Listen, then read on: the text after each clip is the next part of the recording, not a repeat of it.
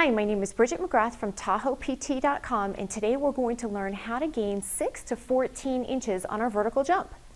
One of the key elements with increasing your vertical jump is acceleration. Well, you can't have safe acceleration without safe deceleration. Deceleration would be what you'd want to work on first, and the things that you'd be thinking about is employing your major movers, which would be your gluteus maximus and your hamstrings, and you'd want to watch that your knees are tracking straight. So think of your knee as just along for the ride for what your ankle and your hip are doing. So make sure that your hips are straight ahead and your ankles are straight ahead, and thereby your knee should be in line. Now that you have a safe deceleration range of motion, now you want to work on your acceleration. Acceleration is all about how many muscle fibers you're employing as you're working through the movement, your range of motion, and all the elasticity that you're building up the muscle before you explode.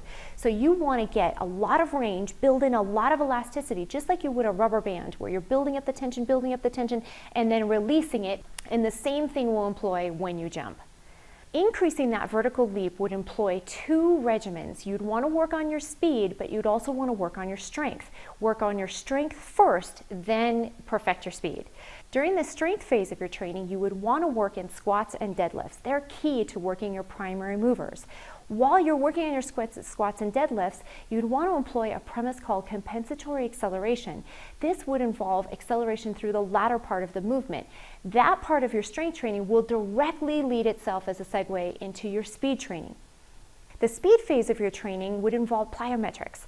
Plyometrics are safely phased through by going through an increased progression of trajectory. So think forward first. What you'd want to work on is your landing, building up as much elasticity as possible so that you explode right from your landing. So think feet on the floor for as short of amount of time as possible.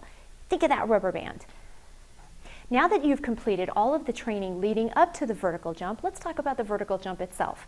What you want to think is your basic squat movement, but fast. So you want to explode from those primary movers being in stretch. Again, we're thinking about that rubber band, so we want to really stretch out those glutes before we snap them into an explosive upward movement. You want to watch your landing track as straight as you can through the knees, hips, ankles, land strong through the heels, and stop.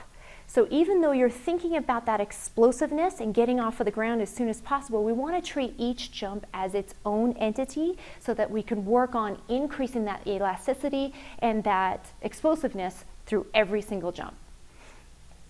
My name is Bridget McGrath from TahoePT.com, and I hope you enjoyed learning how to gain 6 to 14 inches on your vertical jump.